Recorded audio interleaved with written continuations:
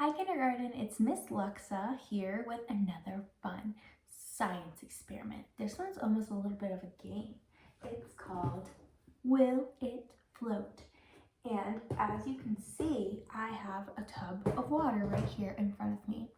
And what we're gonna do is I pulled a bunch of different objects and we're gonna test out to see which ones will float at the top of the water and which ones will sink down to the bottom of the water.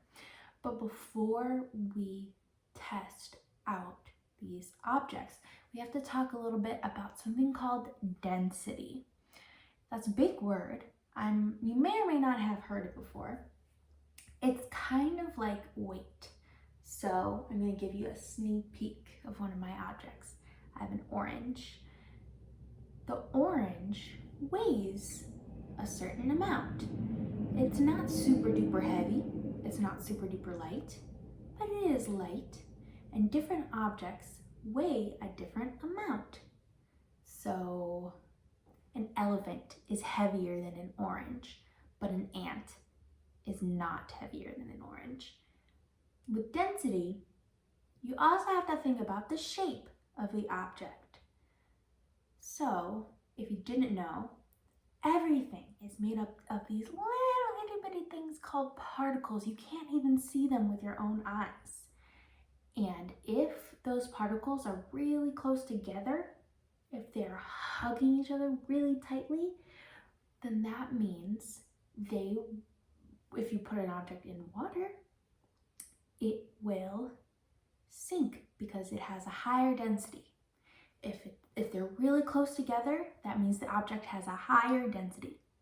If the particles in the object, the little itty bitty parts, are further apart, if they're spread out, they don't want to touch each other, then that means that they will have a lighter density and they will float at the top of the water. It's almost like if you've gone swimming in a pool or an ocean or a lake, and if you do a cannonball into the water, like in a ball shape, you're gonna go right down to the bottom of the water.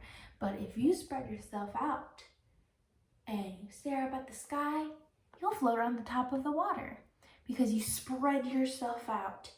You made yourself less dense. Now, let's get into the fun stuff. Let's test out some objects. Let's start with the orange because I'm holding it. Really quickly, take 5 seconds. I'll do a countdown. Make a prediction. Will this orange sink or float? 5, 4, 3, 2, 1. Let's go.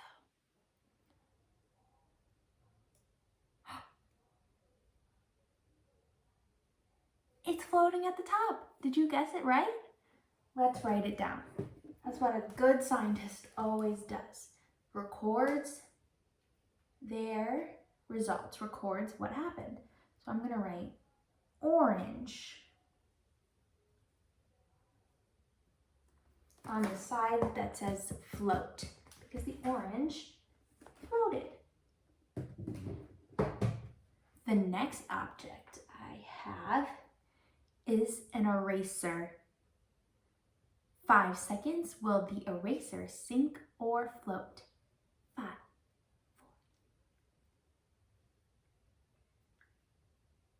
Okay, let's go.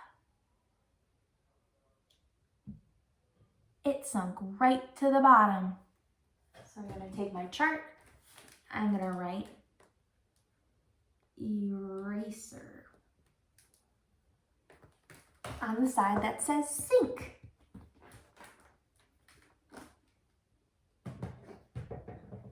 My next object is a little Lego Scooby-Doo. Will this Lego Scooby-Doo sink or float? 4, 3, 2, 1. Oh, he went right to the bottom. So I'm gonna put Lego under the side that says sink. because I'm sure that would happen with other Legos, but maybe you can test that out. The next object I have is a quarter. Make a prediction.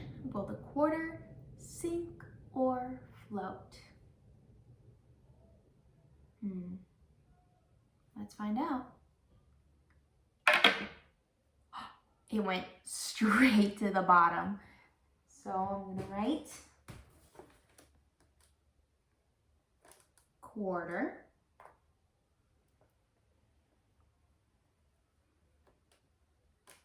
Under the side that says sink. Next up, I have 3 objects that are similar but different. This is a metal straw, this is a plastic straw, and this is a wooden stick, but they're all kind of stick shaped. So I wonder which ones will sink and which ones will float. Will all of them sink? Will all of them float? Let's try the stick first. It's made out of wood. Oh, it might not fit.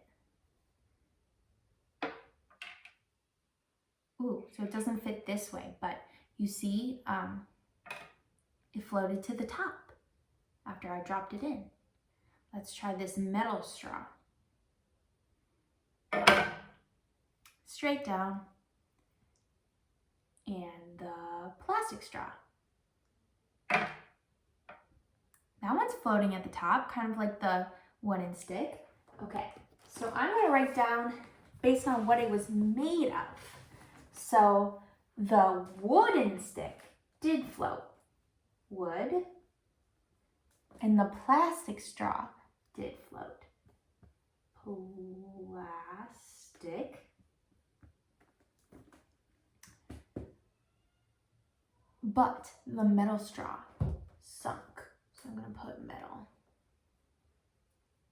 Hey, the quarter's metal also, right? Maybe that's why the quarter sunk, because it was made of metal.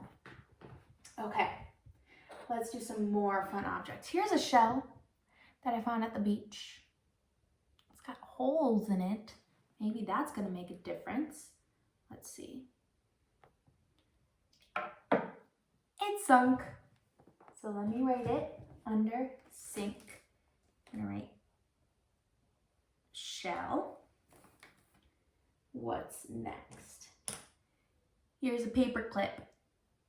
Will this sink or float?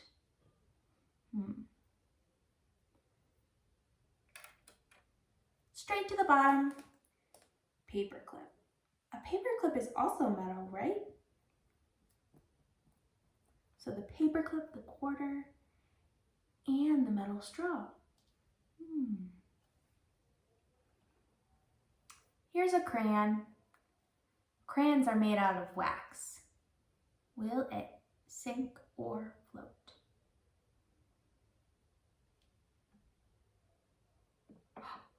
It sunk to the bottom, but it took a while. Crayon. Some of them went straight down. That one kind of floated down. Oh, but it kind of looks like it's moving. Interesting. Here is a little letter K, like a magnet that you would put on your refrigerator. It's made out of plastic. Let's see if it will sink or float. Float. So I'm going to put letter K. Hey, the plastic straw also floated. Here's a marker. This is also made out of plastic. It's floating. Can you see it? The K sunk down to the bottom because I pushed on it. But it's still kind of floating in there. I'm going to put marker under float. And here's a pen. Will it sink or float? Can you see it? It's floating. So I'm also going to write pen. The pen's also made out of plastic. Okay. So, if you look at all of these objects in the water, some of them are hanging out at the top. Let's go over them. The orange, the wooden stick, the plastic straw, the plastic letter K, even though it kind of fell, the marker, and the pen. And all of these are made out of plastic, so they have that in common. These are all less dense.